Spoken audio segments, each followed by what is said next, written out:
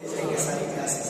चलिए, मोक्षमार्गस्य नेतारं नेतारं कर्ममूर्तितां ज्ञातारं विश्वतत्त्वानां वन्दे निर्गुणलब्धे कुलपंचक्रमेष्ठी भगवान की जय।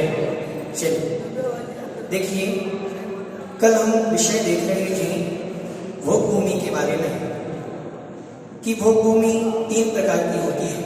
कौन कौन सी? उत्तम भोग भूमि, मध्यम भोग भूमि और जघन्य भोग भूमि। उत्तम भोग भूमि का उत्कृष्ट जो कार्य है, वहां पर जो मनुष्य उत्पन्न होते हैं उनकी जो उत्कृष्ट आयु है वो 3 पल्ले की है, मध्यम की 2 पल्ले की है और जघन्य की 1 पल्ले की। वहां की जो अवगाहना है, ऊंचाई है, उत्तम भोग भूमि की 6000 धनुष, मध्यम भोग भूमि की 4000 धनुष और जघन्य भोग भूमि की 2000 धनुष। वहां के लोग जो भोजन करते हैं, उत्तम भोग भूमि के लोग 3 दिन के अंतराल से, मध्यम भोग भूमि के लोग 2 दिन के अंतराल से और जघन्य भोग भूमि के लोग 1 दिन के अंतराल से। उत्तम भोग भूमि में जो पूर्णतः अपने शरीर को विकसित कर लेते हैं 21 दिन में और उसके बाद 35 दिन में और 49 दिन में। ठीक है, इतना अपन ने कल पढ़ लिया। आज आगे देखेंगे, ध्यान से देखेंगे। ये जो भोग भूमि का हमने आपको विस्तार बताया, ये उत्तम भोग भूमि ये कही जाएगी, ये मध्यम कही जाएगी, ये जघन्य कही जाएगी। ठीक है, उत्तम, मध्यम, जघन्य। ये वाली जो भोग भूमि है, ये कौन सी भोग भूमि है? ये वाली जघन्य भोग भूमि। अवसर उत्सर्पणी का चौथा काल जघन्य भोग भूमि है। ठीक है, ये मध्यम भोग भूमि है, ये उत्कृष्ट भोग भूमि है। क्यों? क्योंकि यहाँ जो संरचना है वो इसी तरह है। यहाँ की जो संरचना है, यहाँ जो व्यवस्था है अवसर्पणी में, वही व्यवस्था उत्सर्पणी में भी है, बस काल का अंतर है। ठीक है, समझ में आया? यहाँ घटते हुए जाएंगे, यहाँ बढ़ते हुए जाएंगे। समझ में आ रहा है? अब यहाँ सबसे उत्कृष्ट ऊंचाई जो थी लगभग 36,000 फीट थी। कितनी ऊंचाई थी व्यक्ति की? 36,000 फीट। और यहाँ आते आते जो उत्कृष्ट ऊंचाई इसकी थी 2000 धनुष, मतलब 12,000 फीट। कितने फीट? 12,000 फीट। अब यही घटते घटते 12,000 फीट इसके काल में यहाँ रहेगी। ध्यान से सुनो, 12,000 यहाँ रहेगी, फिर 11 बचेगी, 10 बचेगी, 5 बचेगी, 6, 7, 5 ऐसे करके घटती जाएगी यहाँ तक। अंतिम आते आते 500 धनुष रह जाती है ऊंचाई। यहाँ भी कितनी थी? 2000 धनुष थी, तो यहाँ आते आते कितनी रह जाएगी? 500 धनुष, लगभग 3000 फीट। समझ में आ रहा है? यहाँ सारी चीज घटेगी, तो जैसे जैसे काल बीतता जाएगा मनुष्य की आयु, मनुष्य की हाइट, मनुष्य का बल सब कुछ घटता जाएगा। ठीक है, अब जैसे ही ये घटता है अंतिम आता है जो जघन्य भोग भूमि है। जघन्य भोग भूमि का जब अंतिम काल चलता है तो इनको सारी सामग्री कहां से मिल रही थी? अभी कल्प वृक्षों से। अब वो कल्प वृक्षों से सामग्री, कल्प वृक्ष है अभी भी, वो सामग्री देना बंद कर दिया। ध्यान से सुनो, कल्प वृक्ष बने हुए हैं, उनसे व्यक्ति कुछ मांग रहे हैं। जब जैसे ही कर्म भूमि प्रारंभ होती है, क्या कौन सी भूमि? कर्म भूमि। ये 3 कर्म भूमियां हैं। ठीक है, ये कर्म भूमि जैसे ही प्रारंभ होगी तो कल्प वृक्ष सामग्री देना बंद कर देंगे। जो 10 प्रकार के कल्प वृक्ष वहां पर हैं वो सामग्री देना बंद कर देंगे। ये जो प्रकाश कर रहा था, एक जो कल्प वृक्ष बहुत तेज चमकता था, जो प्रकाशित करता था पूरे उस व्यवस्था को वहां की, तो वो प्रकाश करना बंद कर देगा। और जैसे ही उसका प्रकाश धीमा होता जाएगा वैसे ही सूर्य चंद्रमा दिखने लगेंगे। लोग डरने लगेंगे सूर्य चंद्रमा को देख करके। हाँ, इतना प्रकाश रहता है वहां दिन रात का भेद नहीं होता था। सूर्य चंद्रमा थे लेकिन उतना प्रकाश था कि उन्हें दिन रात समझ में ही नहीं आता था, क्योंकि कल्प वृक्षों का प्रकाश इतना था। ठीक है, और जैसे ही इनका प्रकाश कम हुआ, इनका प्रभाव कम हुआ, तो ये धीरे धीरे डिम होने लगे। इनकी लाइट जो थी, इनका जो प्रकाश था वो डिम होने लगे। और जैसे ही डिम हुई तो उनको सूर्य और चंद्रमा दिखने लगे। लोग डरने लगे, अरे ये क्या हो रहा है? ये क्या हो रहा है? क्योंकि कर्म भूमि प्रारंभ हो गई थी। कर्म भूमि प्रारंभ होगी, लोग कल्प वृक्ष के सामने जाते थे, मांगते थे कि कुछ दो, वो देते नहीं थे। भूख बढ़ने लगी थी, यहाँ आते आते सारी चीज में वृद्धि होगी ना, भूख बढ़ने लगी। अब लोग कहाँ से खाएंगे जब मिलेगा नहीं? और यहाँ जो शुरुआत में एक दिन के अंतर से खाते थे, वो हर दिन भूख लगने लगी, अंत तक आते आते भूख लगने लगी। अब कहाँ से? अब एक दूसरे से मिलने लगे लोग, जानवर आने लगे, शेर आदि मनुष्य को मारने लगे। तो मांसाहार, वहां के जानवर मांसाहारी नहीं होते। भोग भूमि में जो जानवर होते हैं वो मांसाहारी नहीं होते, वो शाकाहारी होते हैं। ठीक है, तो ये सारी व्यवस्था जब गड़बड़ होने लगी, तब इस पंचम काल की, इस चौथे काल की शुरुआत में, मतलब कर्म भूमि की शुरुआत में 14 कुलकरों का जन्म होता है। कितने कुलकरों का? 14 प्रकार के कुलकर होते हैं। कुलकर, कुल मतलब जो कुल की, कर मतलब करने वाले, जो कुल की व्यवस्था बनाते हैं। उनके माता पिता का मरण होना बंद हो गया। जैसे यहाँ बच्चों को जन्म देते ही माता पिता मरण को प्राप्त हो जाते थे, अब ऐसा होने लगा बच्चे का जन्म भी हो गया, माता पिता का मरण नहीं हुआ। जब अंत, बिल्कुल अंत होता है, ऐसी व्यवस्था हो जाती है। उसको थोड़ा सा रोक दो, क्या शंकर, रुक जाओ। तो यहाँ पर ये जो व्यवस्था है, ये व्यवस्था माता पिता का मरण नहीं होने लगा। तो यहाँ जो कुलकर उत्पन्न होते थे, फिर कुलकर मतलब एक विशेष व्यक्ति विशेष, एक व्यक्ति विशेष 14 होते हैं क्रमशः। पहले एक कुलकर होगा, प्रियंकर नाम का कुलकर हुआ, ऐसे कुलकर हुए 14। तो पहला कुलकर, दूसरे, तीसरे, चौथे, पांचवें, तो इसकी शुरुआत में 14 कुलकर होते हैं। किसके शुरुआत में? चौथे काल के शुरुआत में 14 कुलकर होंगे। अब ये कुलकर व्यवस्था बनाएंगे, इनको अवधि ज्ञान हो जाता है 8 वर्ष तक होने बाद इनको अवधि ज्ञान होता है, और अवधि ज्ञान से ये व्यवस्थाएं बनाते हैं कि हमें अब ऐसे करना है, ऐसे जीवन जीना है। लोग जो सूर्य को देख करके डरने लगे थे, चंद्रमा को देख करके अंधेरा होने लगा था, तो वो उनको समझाते थे कि ये ऐसा ही व्यवस्था है, ये सूर्य चंद्रमा ज्योतिषी है, अभी कल्प वृक्ष थे। अब इन वृक्षों का क्या होता है? जो कल्प वृक्ष होते हैं, ध्यान से सुनो, ये जो 10 वृक्ष होते थे, 10 प्रकार के कल्प वृक्ष, इनका क्या होता है? ये सामान्य वृक्षों में परिवर्तित हो जाते हैं। ये जो सामान्य जैसे वृक्ष दिख रहे हैं, पीपल आदि बड़े बड़े वृक्ष, इन वृक्षों में परिवर्तित हो जाते थे। रहते तो यही थे, वनस्पति काय की थे, तो ये सारी वस्तुएं प्रदान करते थे, फिर यही इसमें परिवर्तित स्वतः ही हो जाते थे। ठीक है, अब यहाँ जैसे ही ये कुलकर होते हैं, तो एक कुलकर कोई व्यवस्था समझाएगा, पूरी व्यवस्था अपनी प्रजा को चलाएगा। प्रजा को मतलब लोगों को। फिर कुछ समय बाद दूसरे कुलकर होंगे, कुछ समय बाद तीसरे कुलकर, क्योंकि इसका काल भी तो एक पूर्व कोटि का है, 42,000 वर्ष ही कम को है। 42,000 अभी साइड में रखो, ये समझो एक पूर्व कोटि का है। एक पूर्व कोड़ा कोड़ी सागर का इसका जब काल है, तो एक पूर्व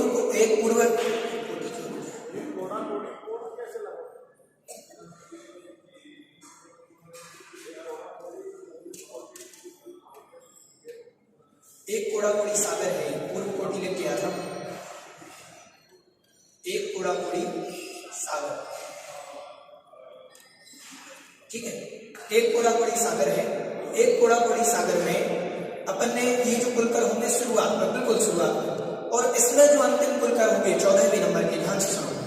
पहले कुलकर कोई व्यवस्था बताएंगे, दूसरे कुछ और व्यवस्था, तीसरे कुछ और, चौथे कुछ और। अंतिम कुलकर जो होंगे, उन अंतिम कुलकर से पहले तीर्थंकर का जन्म होता है।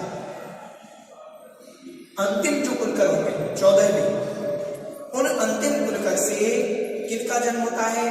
पहले तीर्थंकर का, अंतिम कुलकर से। ठीक है, आगे तक 23 कुलकरों ने व्यवस्था बनाई, 14वें कुलकर ने व्यवस्था बनाई जो उनसे बनी। उसके बाद तीर्थंकर का जन्म होता है, फिर तीर्थंकर व्यवस्था बनाते हैं, फिर उनके उपदेश से मुनिराज होते हैं, तो फिर सारी व्यवस्थाएं व्यवस्थित हो जाती है। ठीक है, समझ में आया? फिर यहाँ पहले तीर्थंकर का जन्म, दूसरे, तीसरे, चौथे, पांचवें, छठे, सातवें, आठवें, ऐसे करके 24 तीर्थंकर इसी काल में ही जन्म लेते हैं, क्योंकि मोक्ष की व्यवस्था मात्र इस काल में है। मोक्ष जाने की व्यवस्था किस काल में है? चौथे काल में। ठीक है, इसी काल में उत्पन्न होंगे, इसी काल में मोक्ष जाएंगे। ठीक, समझ में आया इतना? अभी बताएंगे, उनका अभी हम बताएंगे। अभी सिर्फ ये समझो, कभी भी कितने भी तीर्थंकर असंख्यात उत्सर्पणी अवसर्पणी आ गई, जब भी ये काल आएगा तभी 24 तीर्थंकर होंगे। अब जब घूम करके अपन अभी यहाँ है, ये घूम करके यहाँ आ जाएगा, तब यहाँ पर अगली 24 होगी। ये जो अपन ने भविष्य की 24 है, ये 24 यहाँ से होगी, अगली 24 यहाँ होगी उत्सर्पणी की। और ये जो भूतकालीन 24 बैठी है, भूतकालीन 24 तीर्थंकर जो हमारे हैं वो इसी काल के हैं, और वर्तमान की जो 24 है वो इस काल की है। हम इस काल में जी रहे हैं, ये वापस जो आगे की 24 आएगी वो इस काल की आएगी। समझ में आ रहा है? ठीक है, तो जब भी ये दुग्मा सुग्मा नामक काल आएगा,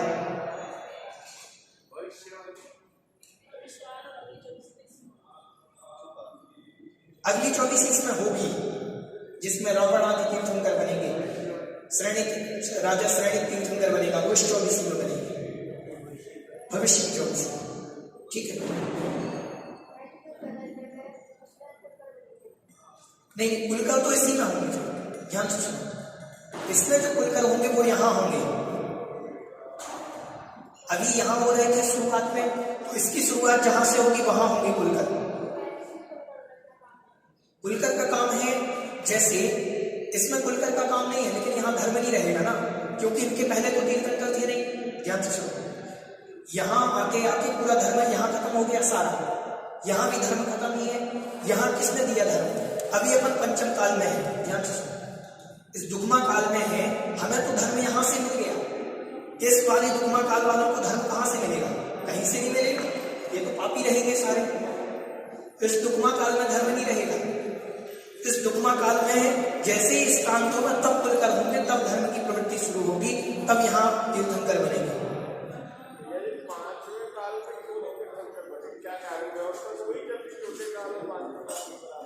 कहाँ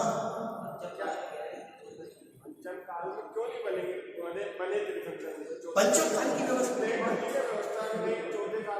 हाँ, चौथे काल में ही बनेंगे। ये अनादिकालीन व्यवस्था है, ये अनादिकालीन व्यवस्था है। ध्यान से सुने, ध्यान से सुने। तो चौथे काल की व्यवस्थाओं में ध्यान से सुने, यहाँ वज्रवशम नाराज सहनन होता है, इसमें वज्रवशम नाराज सहनन नहीं होता है। सहनन मतलब एक हड्डी होती है मजबूत। अगर किसी व्यक्ति को आप हजारों किलोमीटर से ऊपर से फेंक भी दोगे, जिस पर गिरेगा वो वस्तु चूर चूर हो जाएगी, व्यक्ति को कुछ नहीं होगा। वो हड्डी का सहनन इस काल में होता है, चौथे काल में। वो हड्डी मनुष्यों की उसी काल में होती है, और यही हड्डी वाले व्यक्ति इतना पाप कर सकते हैं कि ये 7वें नरक तक जा सकते हैं। पंचम काल का व्यक्ति 7वें नरक तक नहीं जा सकता, उसकी मजबूती नहीं है इतना पाप कर सकेगा कि 7वें नरक में, तीसरे से आगे नहीं जा सकते। तो व्यवस्था भी है कि नरक भी नहीं जा सकते और तीर्थंकर भी नहीं बन सकते, मोक्ष भी नहीं जा सकते, नरक तीसरे तक जा सकते हो। तो अपनी शक्ति के अनुसार आप पाप कर सकते हैं। ध्यान से सुनना, हमारी जितनी शक्ति है हम उतना पाप कर सकते हैं। शक्ति के अनुसार पाप किया जाता है, शक्ति के अनुसार पुण्य किया जाता है। तो पुण्य भी, अब जैसे रावण था, रावण के मंदिर घर में, उसके स्थान में एक स्थान बनाया था शांतिनाथ भगवान का चैत्यालय, बहुत बड़ा। शांतिनाथ भगवान का परम भक्त था रावण। शांतिनाथ भगवान की जब वो भक्ति करता था तो एक बार वीणा के तार टूट गए, बड़े गाद्यवादी यंत्रों के साथ बड़े भक्ति भाव से भगवान की भक्ति करता था, बड़े भक्ति भाव से। और जब वो यंत्र का तार टूट गया तो उसने अपने शरीर से एक नस निकाली और उसमें बांध ली, शक्ति थी उसके शरीर में ऐसे, और बांध करके भक्ति में मस्त था शांतिनाथ भगवान की। तो ये शक्ति अगर आप अपने शरीर की नस निकालोगे, आप चले जाओगे ऊपर। ये शक्ति उस जमाने में थी, ध्यान से सुनो, ये शक्ति उस जमाने में थी। तो वो शक्ति विशेष का, वो शक्ति उतनी उनके पास होती थी, इसीलिए वो सारी व्यवस्था। तो वो जो सहनन है, वो जो शक्ति है, वो इस काल में पाई जाती है, इसीलिए इस काल में मोक्ष जाने की व्यवस्था है। अब वो सहनन है ही नहीं, वो सहनन है ही नहीं, तो क्या होगा? अभी जैसे तीर्थंकर है, तीर्थंकर जब साधना करते हैं, अगर कोई उपसर्ग भी आ जाए तो उनके हाथ पैर खंडित नहीं होते, हाथ पैर खंडित नहीं होते। कितना भी उपसर्ग करो, कितना भी कुछ करो, कुछ नहीं होने वाला उनका। और अगर अपन अभी तीर्थंकर बन जाए, अपन सोचेंगे इसमें मोक्ष चलेगा, हम जैसे साधना करेंगे महीनों महीनों की, कैसे उपवास कर पाओगे 1 महीने? कैसे उपवास करोगे भगवान आदिनाथ की तरह हजारों 1 वर्ष तक उपवास? 1 वर्ष तक 1000 वर्ष तक उपवास किया उन्होंने, साधना करी, कैसे साधना कर पाएंगे? उतना सहन नहीं है। ये जो सहन की व्यवस्था है वो दुग्मा सुगमा नामक काल में है। तो इसी में तीर्थंकर होंगे, इसी में सारी व्यवस्था होगी, इसी में मोक्ष जाने वाले जीव होंगे। 163 शलाका पुरुष जो है वो इसी में होंगे। इसकी इंक खत्म हो गई। 163 शलाका पुरुष अभी बताते हैं। चौथे काल की व्यवस्था देख लें, पंचम काल बताते हैं, ध्यान से देखिए। हाँ,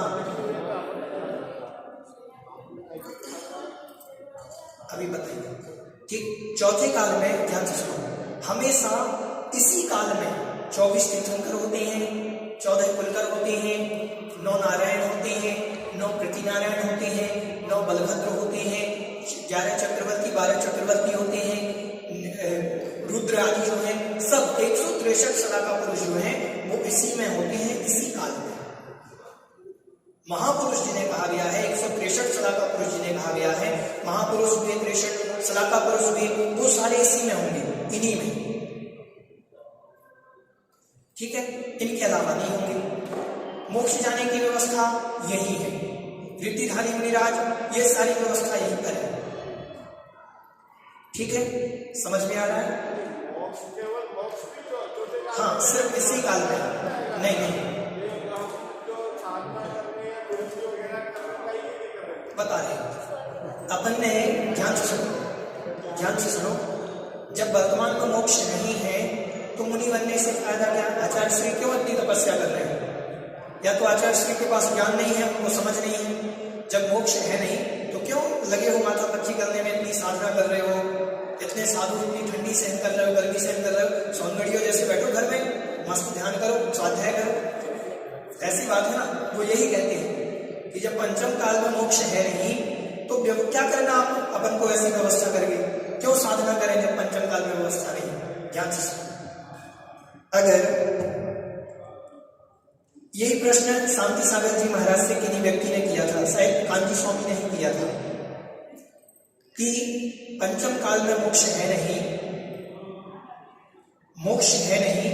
तो आप क्यों इतनी साधना कर रहे हो, इतने उपवास कर रहे हो?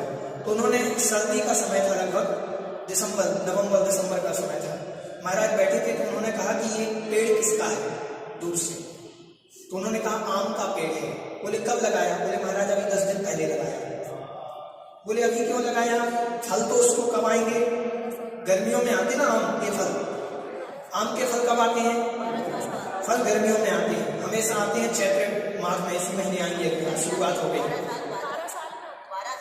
अरे ये समझो, चैत्र के महीने में आते हैं। कभी भी ये समझने का प्रयास करो, किस में आते हैं? चैत्र के महीने में आते हैं। चैत्र के महीने में क्या आते हैं? आम आते हैं, या कोई भी फल जो भी जिसका सीजन है। सीजन के पहले आप उस वृक्ष का क्या काम? कोई काम नहीं, तो क्यों लगाया? बोले इसलिए लगाया कि आज लगाएंगे जब तो वो कल फल देगा। तो फिर ज्ञान शांति सागर जी ने कहा आज साधना करेंगे जब तो भविष्य में तीर्थंकर बन पाएंगे। ध्यान से सुनो, दिगंबर होने से ही तो फायदा है। दिगंबर होने से आप असंख्यात गुणी कर्मों की निर्जरा कर सकते हैं प्रति समय।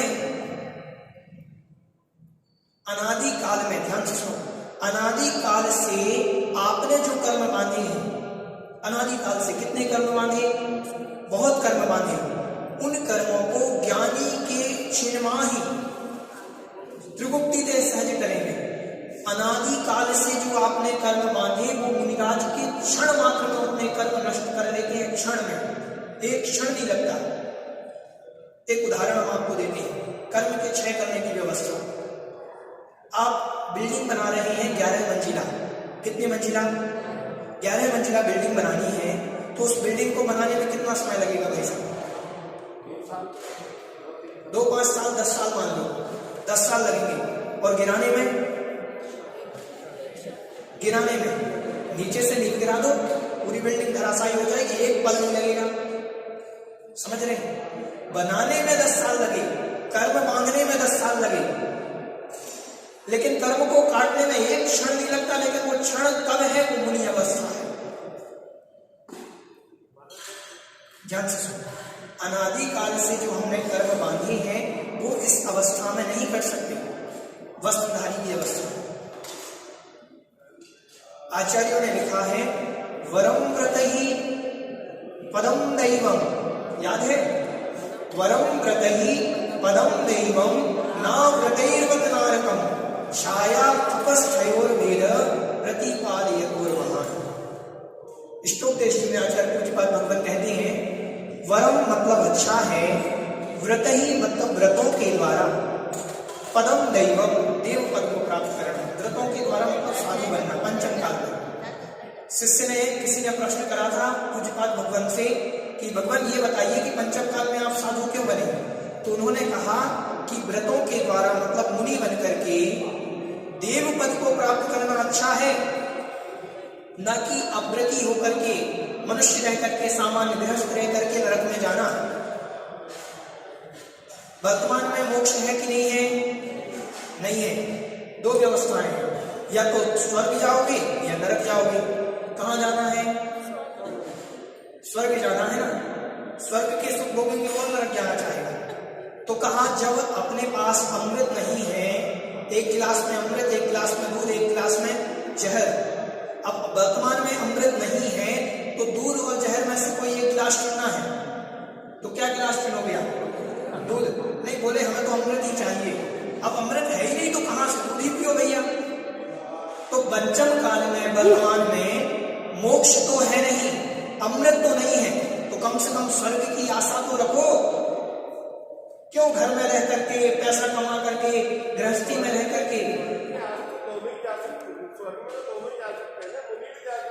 हम भी जा सकते हैं, लेकिन हमारी गारंटी नहीं है। हमारी गारंटी नहीं है, उनकी गारंटी है, गारंटी है। ध्यान से ऐसा साधु मतलब पंचम गुण स्थान के ऊपर नियम से स्वर्गा वैमानिक देव बनते हैं।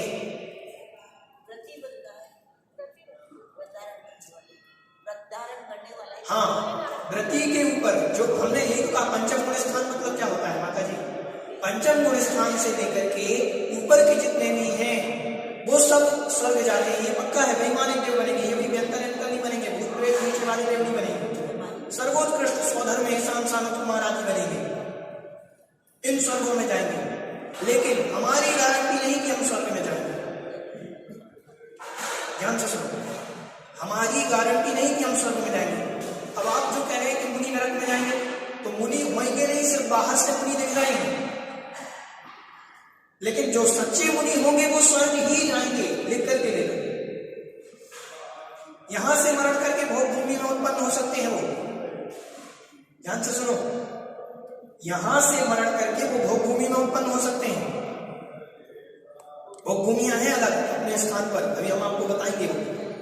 यहाँ ऐसी एक जगह है जहां पर ये काल हमेशा रहती है, वहां कोई परिवर्तन नहीं आता। वहां ना चौथा काल, ना पांचवा, ना छठा, वहां सिर्फ एक स्थान पर सिर्फ यही काल रहता है, एक स्थान पर सिर्फ एक स्थान पर सिर्फ एक। ऐसी भूमियों में उत्पन्न हो जाते हैं।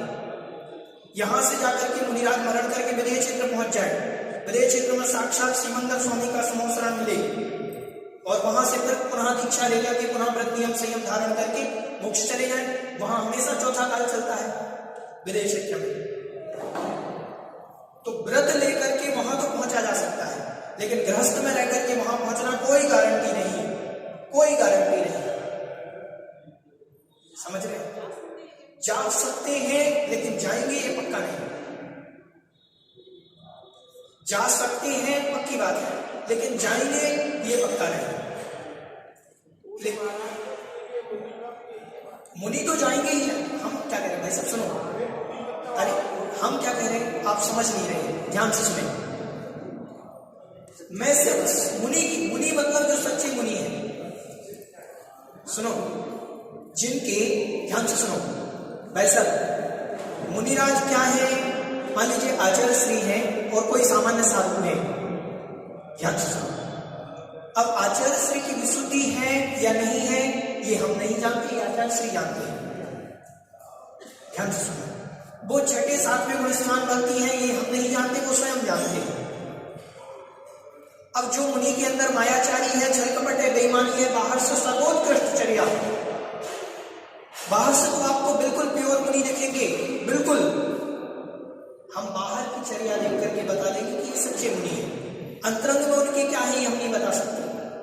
अब जो अंतरंग में गड़बड़ी कर रहे हैं, बाहर से प्योर है, वो कहीं भी जा सकते हैं, लेकिन जो अंतरंग से भी प्योर है और बाहर से भी प्योर है, वो स्वर्ग ही जाएंगे। तो ये मुनि सच्चे मुनि हैं, ये प्योर वाले। अब इनकी पहचान भाई साहब, इनकी पहचान हम और आप नहीं कर सकते। हम आपके मन की बात नहीं जान सकते। आप अभी बैठ करके यहाँ क्या सोच रहे हैं ये हम नहीं जान सकते। आप सोच रहे हो बहुत अच्छा, और आपके इसी समय स्वाध्याय के समय भी कर्मों की निर्जरा हो रही हो, और किसी के यही बैठे बैठे कर्म का बंद कर रहा हो। दो व्यक्ति हैं मंदिर में बैठे हैं, दोनों व्यक्ति, एक यही बैठ करके ये चिंतन कर रहा है कि आज तो मंगलवार है, आज मुझे यहाँ जाना था, इतना पैसा आता, जितना मंदिर में फंस गए, वो यहाँ बैठ करके पाप बंद कर रहा है। किसी का हित सोच रहा है, पाप बंद कर रहा है, और कोई यहाँ बैठ करके स्वाध्याय कर रहा है बड़े भक्ति भाव से, और इतनी विशुद्धि बढ़ गई उसकी कि वो यही बैठे बैठे निर्जरा करने लगा कर्मों की। और एक यही उसी असंख्यात गुणे कर्मों का बंद कर रहा है, एक असंख्यात गुणे कर्मों की निर्जरा कर रहा है। कितना अंतर है, ये सिर्फ अंतर है अपने परिणामों का। अब वर्तमान में मुनि आपने जो कहा, तो ये स्वर्ग जाएंगे, ये पक्की बात है। और ध्यान से सुनो, आपने कभी कभी कोई बच्चों को देखा होगा, कोई बच्चे जन्म लेते हैं तो इतने टैलेंटेड होते हैं, उनकी मधुर आवाज होती है। कोई बिना कुछ सीखे, जैसे कौटिल्य पंडित, एक नाम सुना होगा बच्चे का, वो बच्चा इतना ज्ञान उसने पढ़ा है नहीं, फिर भी ज्ञान है पूरी दुनिया का। कहां से ज्ञान आया? ये कुछ संस्कार पूर्व भाव से चले जाते हैं। कहां से चले जाते हैं? पूर्व भाव से। ध्यान से सुनो, वर्तमान मान लीजिए हम अभी श्रावक हैं, हम क्या है? श्रावक हैं, भोगों की कांक्षा कर रहे हैं, धर्म भी कर रहे हैं, और हम स्वर्ग चले गए, तो हमें वहां असंख्यात भोग मिलेंगे, बहुत भोग भोगने मिलेंगे। एक देव की कम से कम वहां ऐश्वर्य संबंधी बहुत गुण का ऐश्वर्य होता है, और कम से कम 32 रानियां, 32 देवियां एक देव की होती है, एक देव की कम से कम। अगर मान लीजिए हम यहां से मरण करके देव बने, हम इन भोगों में फंस जाएंगे,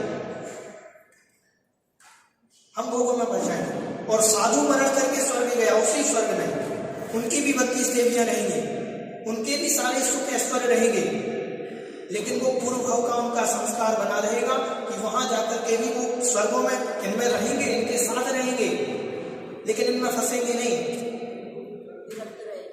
इनके संस्कार ऐसे हैं।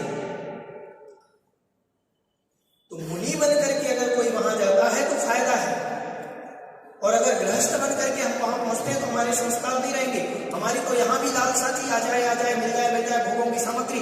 वहां जब भोग मिल जाएंगे तो क्या धर्म करोगे आप? जब भोग वहां मिल जाएंगे तो क्या धर्म करोगे आप?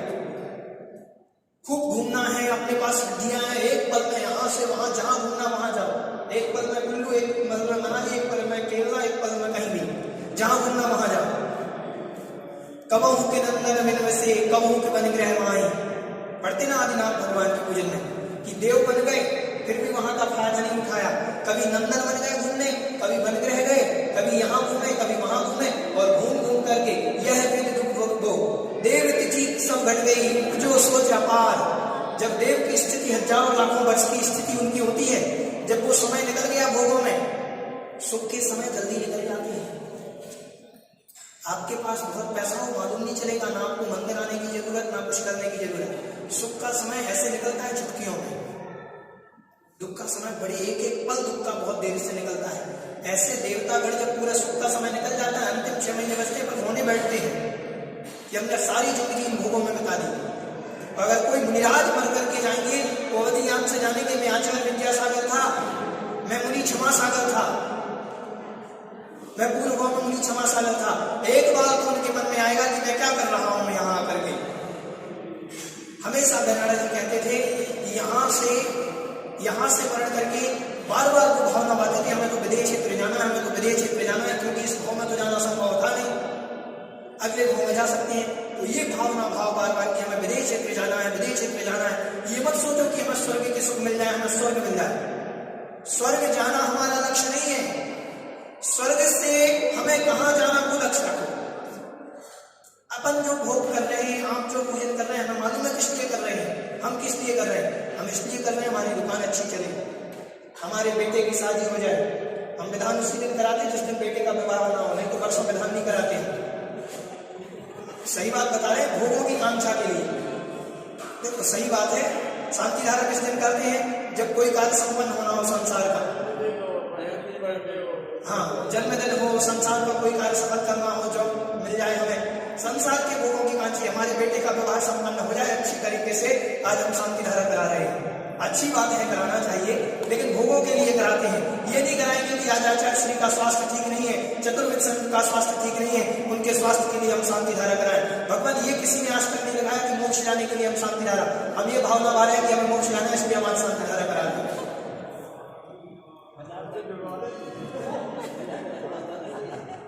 भावना देखो, ध्यान से सुनो, ये सारी चीजें। तो हमारी जो सोच है, ध्यान से सुनो, हम जो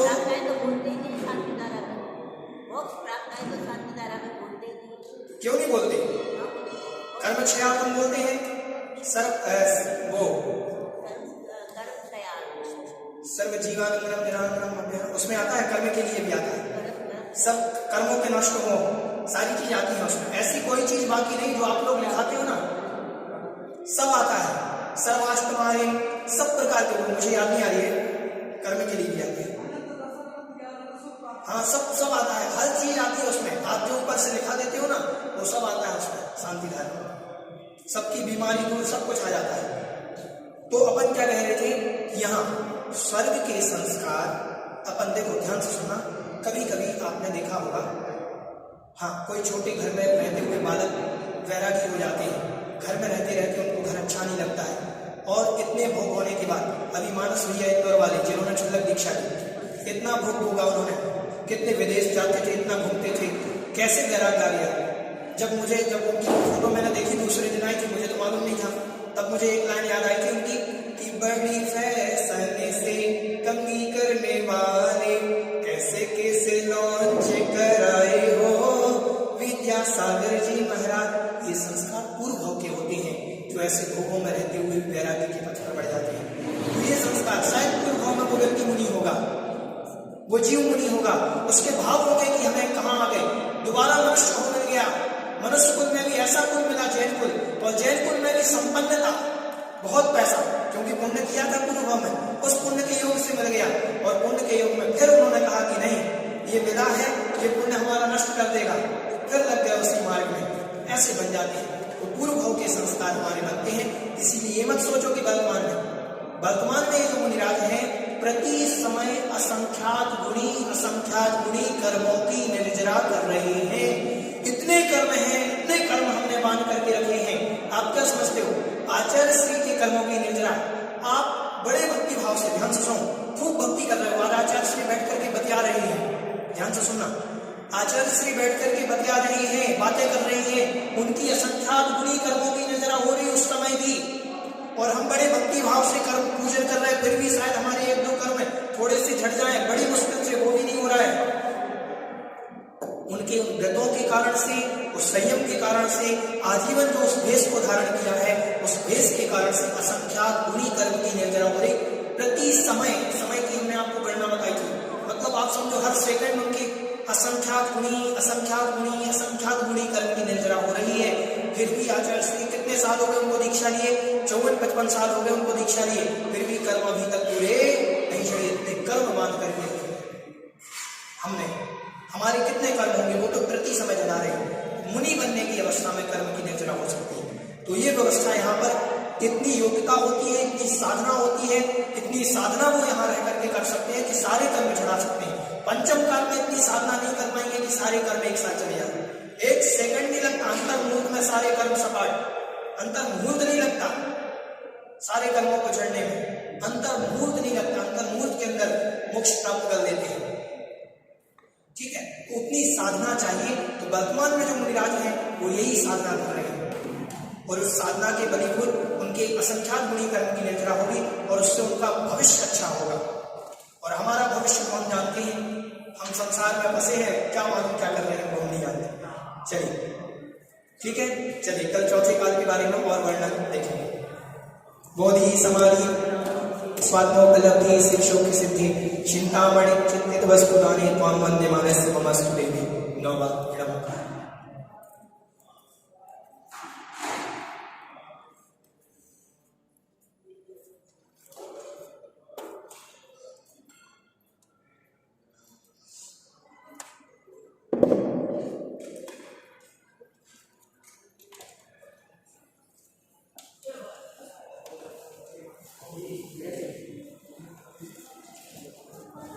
चलिए अगले समर्पित